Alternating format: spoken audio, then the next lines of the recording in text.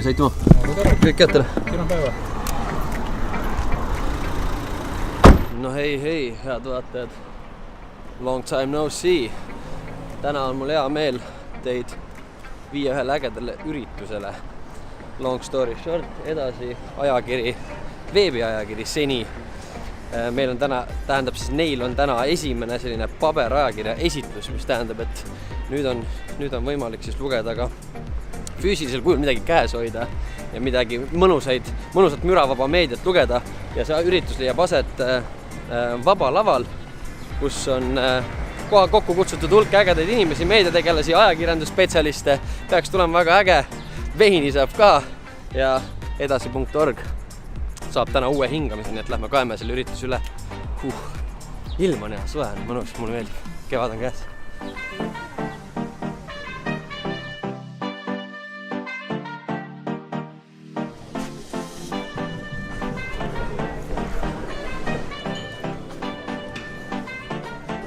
Veeti jalgu sain otse.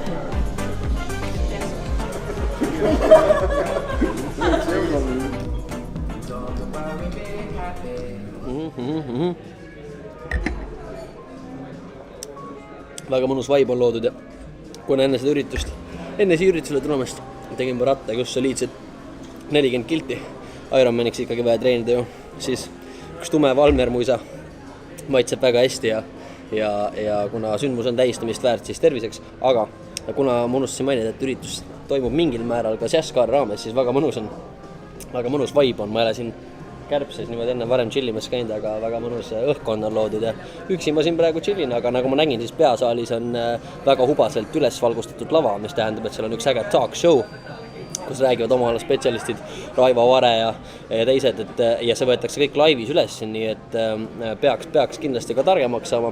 Mina on nii-öelda uue noorem generatsiooni esindajana või võib-olla selline uue meedia inimene peaksin kindlasti midagi arukat kõrva taha ka saama, aga tegelikult tahaksin käes hoida juba edasi paberkandjal ajakirja, sellepärast et teame me ju, et tänapäeval selle paberajakirja nii-öelda ellu äratamine ja sünnitamine võib olla selline mõneti riskantne liigutus, aga ma arvan, et see tuleb päris äge. Siis täpselt kell 5:10 astuvad lavale Ilmar Raag, Rein Veidemann, Tiina Kaukevere ja Scott Deal. Ja siis nad vestlevad, me ei tea mis keeles, me aimame inglise keeles, solidaarsusest, aga samas on kõik keeled, välja arvatud liivi keel ilmselt laual. Aga meil oleks kuidagi tarvis õppida nagu ka sellisel rahulikumal ja ambivalentsemal maastikul kuidagi arukalt käituma. Ja ma arvan, et see ongi nende kahe ajastu vahe, et tegelikult 90ndatel aastatel tundus maailm olevat väga selge, midagi jõujooned olid selged, arvasime ju, et on ajaloo lõpp ja nüüd on nagu elu eeskirjad on kõik selged. No nii, tund aega mõnusat talk show'd on praegu ühel pool ja kuidas ma teile ütlen, pean ausalt ütlema, et ma ei ole nagu eriti intensiivne või selline tihedane raamatulugeja, olgu selleks ilukirjandus või mis tahes muu, ma loen küll väga palju, aga ma loen nagu väga hoolikalt valitud meediat, et ma ei vaata telekat ja nii edasi, et mul tuleb mingi mõte või mingi huvi, siis ma lähen ja tutvun selle konkreetse subjekti või teemaga süvitsi, eks ole, aga nagu väga lahe oli see, et mina kui noor tegelen tegelikult, eks, ja meil kõigil sama probleem, et tähelepanu võib-olla ei püsi väga palju ja edasi ja sa tuled ja kuulad, kuidas kaks oma eriala spetsialisti Kadri Liik ja Raivo Vare, kes on tegelikult siis nii poliitikas kui majanduses kui igasugustes muudes küsimustes äärmiselt pädevad, võtavad tunni ajaga, siis suudavad võtta läbi kuidagi sellise spektri teemasi. Olgu selleks sise-välispoliitika, mingil määral inimlikkust või nagu isegi mingit hingestatust seal sees, eks ole, ja samas siis ja maailma küsimused, olgu selleks mingi Brexit või artificial intelligence ehk siis AI ehk siis nii-öelda tehisintellekt, eks ole, ja tunni ajaga see kuidagi formuleerida selliseks sisukaks jutuks, et see on nagu väga huvitav mulle jälgida seda enam, et ma ise pidevalt istun kaamera ees ja mõtlen, kuidas võimalikult lühikese ajaga võimalikult kompaktselt üle käia võimalikust suurest hulgast teemadest ja võib-olla seda võimalikult arusaadavalt vaatajatele seletada. Selles mõttes nagu väga lahe. Aga jah, ma jooksen kohe sisse tagasi, sellepärast, et tund aega mõnusat talkshow'd on möödas, aga edasi tuleb meil Reigo Ahvenäge, äärmiselt, kuidas ma ütlen, siis šarmantne karakter, intervjueerib Anne Ermi 15 minutsi, ma lähen kuulen hea meelega sellega ära ja peale seda saab siis lõpuks kätte tõenäoliselt selle paberajakirja, mida meile siis kaamera eest tutvustatakse ja peale seda peaks tulema mingi üllatuskülaline ja siis lõpuks saab ajakirja kaasa ja pokaali veini ka, nii et see on ikkagi main event, mida ma tegelikult ootan, aga äärmiselt põnev, ma lähen tšekin veel, mida põnevat räägitakse. Aga mul oli piinlik, siis ma mõtlesin, et oleks hea nali, kui ma võtaks ära oma nimi, paneks tagasi nagu Imbi, Imetore ja mõned teised nimed, mis oleks huvitavad eestlastele ja ma panin Vello Vikerkaar, see oli üks.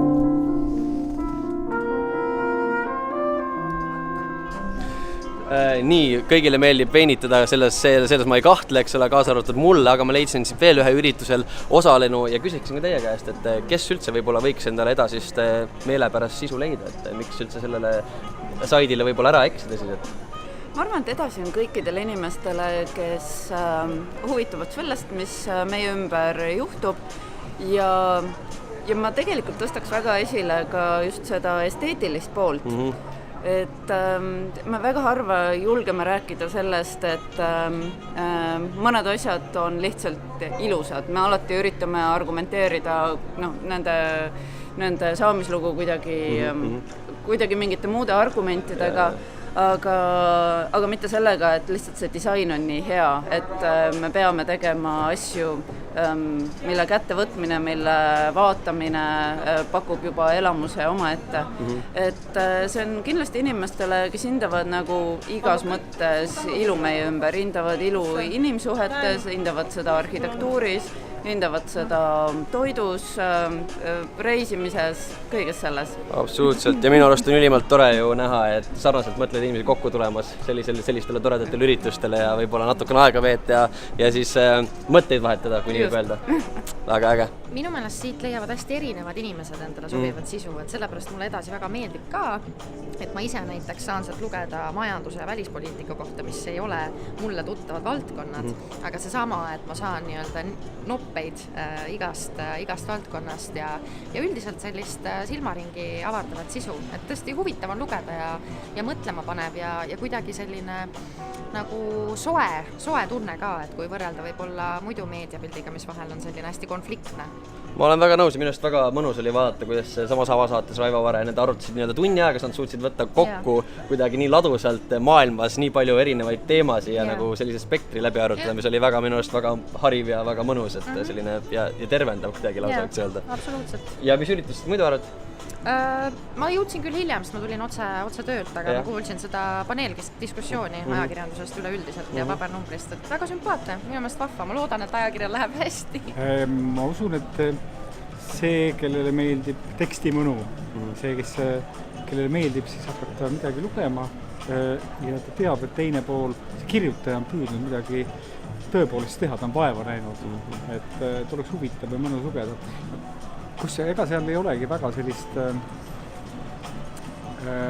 poliitiliselt ei ühele ega teisele poole jäävad ja samamoodi ma arvan, et see ei ole ka ei vanale inimesele või noorele inimesele, et ta üritab nii-öelda sellise uudishimuliku inimese positsioonilt kõigile pakkuda.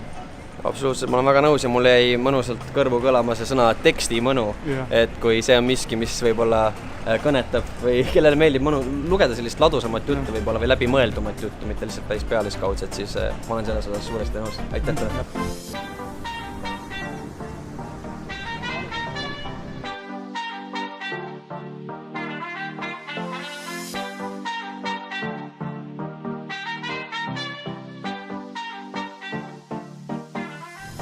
Mis ma teile selle ajakirja kohta siis ütlen? Ütlen nii palju, et see pudel õlut ja pokaal veini mõjus väga hästi, mõjus nii hästi, et ma olen nüüd sealt Telliskivist matkanud omadega siia Piritale või Lasnamäe üles ja Pangale, kui nii võib öelda. Meid on jälle õnnistatud suurepäraselt hea ilmaga ja mitte päris kollane, aga ilusat värvi päikseloojang vaatab mulle siit vastu ja edasi ägeda kollase kaanega. Mitte, et ta kollane ajakirjandus oleks, aga võib-olla kergelt pilavalt hoopis kollase kaanega ajakiri mul praegu käes on ja ma olen päris aus, ma hoian ka seda ise esimest korda praegu käes selles mõttes täielikul kujul ja nii-öelda lõplikul kujul ja ma alati ennem nii-öelda siis võtan esimese selle avakirja lahti ja siis vaatan nagu raamatutel ka, vaatan ennem kõigepealt ju esimest lehte ja siis viimast lehte, eks ole. Ja viimaselt lehelt vaatab mulle vastu siuke hea küsimus või nagu quote, et mis asi see edasi siis üldse võiks olla, et kas hüüd ja hääl kõrbes.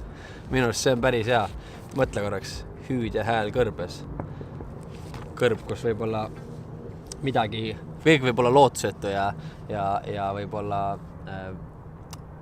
selget teed ja pääsu silmes ei paista, siis võib-olla edasi ajakiri just seda on ja ma arvan, et siin ongi sobilik tõmmata otsad kokku selle tänase episoodiga. Meil ka, mina võtan endale aega ja kuna edasi on aeglane ajakirjandus, siis tõenäoliselt see ajakiri võibki olla selline asi, kus sa võib-olla loed ühe loo korraga ja nagu seminaril ka mainiti, siis seda üritatakse teha niimoodi, et võib-olla aasta-2 pärast oleksid ikka veel need lood sellised, et nende juurde annab tagasi tulla. Et ma võtangi aega ja võib-olla 1 või 2 lugu siin hubases istumises läbi loengi. Tee ikka, olge teine vastu head ja hoidke jalgpedaalil ja lõbuarvelt kokku ja tšau. Oi jah. Õhtu on käes ja väljas on juba pime. Lugeda enam ei näe. Jalutuskäik on olnud pikk, et mul peale seda õlle ja veini sai siin korralik matk ette võetud Lasnamäe paekaldale ja tagasi ja tee peal vahepeatustel pargipinkidel olen võtnud läbi siit mõned artiklid, sest et kui midagi teha, siis teha täiega või üldse mitte teha. Ja mis ma saan öelda, et seda, kas paberväljaandel tänapäeva maailmas on tulevikku, seda ju näitab aeg, eks ole, aga kui minu hinnangul, kui midagi üldse võiks saata edu nii paljude muude asjade asemel, mida saadab edu, siis võiks olla see asi üks neist. Sellepärast, et kui kokku tuleb nii palju sisukaid inimesi, mõtlevaid inimesi ja nad veedavad üheskoos, annavad nii palju energiat ja kulutavad nii palju aega selleks, et kanda edasi, jagada mingit sõnumit, siis selles ma ei kahtle, ma loodan, et see asi saab olema edukas, aga eks igaüks otsustab ise. Tšau!